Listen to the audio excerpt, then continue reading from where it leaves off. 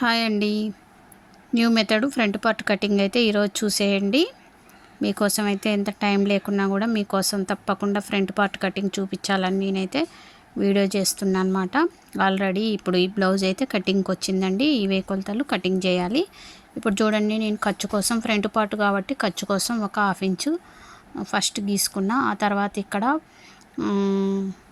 Shoulder down అయితే 1 inch, same back పార్ట్లో ఎలా అయితే 1 ఇంచ్ షోల్డర్ డౌన్ పెడతామో ఫ్రంట్ పార్ట్లో కూడా షోల్డర్ డౌన్ 1 ఇంచ్ పెట్టుకోండి.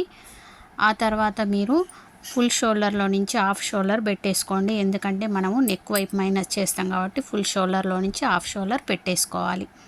ఓకేనా. ఆ తర్వాత ఇప్పుడు ఇది మిడిల్ చెస్ట్ ఫ్రంట్ పార్ట్ కాబట్టి తప్పకుండా మిడిల్ చెస్టే కావాలండి మనకి. ఇది మిడిల్ చెస్ట్ వచ్చేసి 36 ఉంది. 36కి +1 కలపాలి. ఆ తర్వాత +2 కలపాలండి. కలిపితే అప్పుడు మీకు 39 వస్తుంది. 39ని 4 భాగాలు చేసి చెస్ట్ పెట్టేసుకుంటున్నాను నేను. ఓకేనా. మిడిల్ చెస్ట్తోనే మనం ఈ ఫ్రంట్ పార్ట్ కటింగ్ అనేది చూస్తాం. ఆ తర్వాత ఆర్మ్ హోల్ రౌండ్ కోసం అయితే 6 తీసుకున్నా.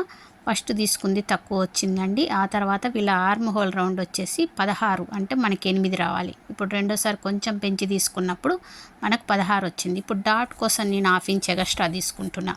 ఫ్రంట్ పార్ట్లో డాట్ వస్తుంది కదా, ఆర్మ్ హోల్ రౌండ్లో డాట్ కోసం ఒక 1/2 ఇంచ్ ఎక్స్ట్రా తీసుకున్నా. 1/2 ఇంచ్ని ఇక్కడ పెంచుకున్నా అనమాట. ఓకేనా. ఆ తర్వాత ఇప్పుడు చూడండి, వీళ్ళ నడుము వచ్చేసి 32ని 4 భాగాలు చేస్తే 8 వచ్చింది. మిడిల్ చెస్ట్ దగ్గర ఆ 8 ఎక్కడి వరకు వస్తుందో చూసి ఆ మిగతాది ఎంత ఉందో అంత మనం డాట్ ఇచ్చుకోవాలండి. ఓకేనా. అంత డాట్ ఇచ్చుకోవాలి. అలా డాట్ ఇస్తే మీకు డాట్ అనేది ఎక్కువ కాకుండా తక్కువ కాకుండా ఉంటుంది. ఆ తర్వాత ఇక్కడ 1/2 ఇంచ్ 4th డాట్ అయితే 1/2 ఇంచ్ ఇస్తున్నా. ఇక్కడ ఫ్రంట్ పార్ట్లో 3/4 ఇంచ్ అయితే ఫ్రంట్ డాట్ ఇస్తున్నా. ఓకేనా. ఉక్సుల పట్టికెళ్ళి లూబుల పట్టికెళ్ళి ఇప్పుడు ఇక్కడి నుంచి ఇక్కడికి 2, సేమ్ బ్యాక్ పార్ట్లో మనం ఎలా చేస్తామో అలాగే 2 ఇంచెస్ తగ్గించి ఒక లైన్ కొట్టుకోండి. ఇక్కడ మెయిన్ డాట్ దగ్గర ఒక కటింగ్ చేసుకోండి. ఇక్కడి నుంచి ఇక్కడికి కటింగ్ చేసేసుకోండి. మనం కొట్టిన లైన్ మీదనే కరెక్ట్గా కట్ అవ్వకుండా పేపర్ కటింగ్ చేసుకోండి. ఆ తర్వాత దీన్ని బ్యాక్ పార్ట్లో అయితే మనం ఎట్లా సెట్టింగ్ చేసుకున్నామో సేమ్ అంతే ఇక్కడ కూడా సెట్టింగ్ చేసుకోండి. ఓకేనా.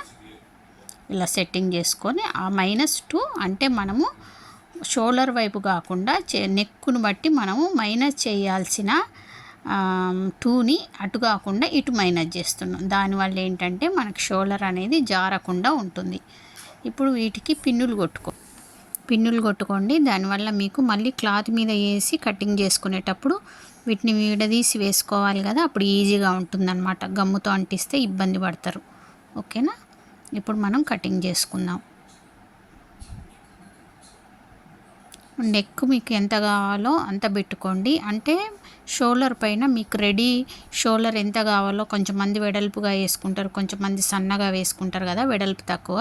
దాన్ని బట్టి మీకు నచ్చినట్టు పెట్టుకోండి. ఆ తర్వాత మీరు ఈ 4th డాట్ వేసిన తర్వాత ఇక్కడ డాట్ ఎంత వస్తుందో ఒకసారి టేప్తో కొలుచుకోండి. కొలుచుకున్న తర్వాత ఆ డాట్ పట్టితే మీకు మీ నడుం సైజ్ వస్తుందా లేదా చూసుకోండి. అయితే 4th డాట్ వేసినప్పుడు సైడ్ జాయింట్లో 4th డాట్ వేసినప్పుడు మనకి క్లాత్ అనేది కొంచెం జరుగుద్ది. అక్కడ మన క్లాత్ అంత అవసరం ఉండదు. అది మీరు జాగ్రత్తగా గమనించుకొని తగ్గించుకోవచ్చు. మీరు పేపర్లో తగ్గించుకోకపోయినా సైడ్ జాయింట్ చేస్తారు కదా, బ్లౌజ్ అంతా కుట్టినప్పుడు అప్పుడు తగ్గించండి. లేకపోతే మీకు లూజ్ ఫిట్టింగ్ అనేది వస్తుంది. ఓకేనా. ఇక్కడ 4th డాట్ ఆర్మ్ హోల్ రౌండ్లో డాట్ వేసాక నేను చెక్ చేసిన అనమాట, ఆర్మ్ హోల్ రౌండ్ వస్తుందా లేదా అని. కరెక్ట్గా నాకు 8 వచ్చింది. ఆ తర్వాత మీకు నెక్ డీప్ ఎంత కావాలో అంత పెట్టుకోండి. ఇక్కడ రెడీ షోల్డర్ ఎంత వస్తుందో చూసుకుంటున్నాను అనమాట.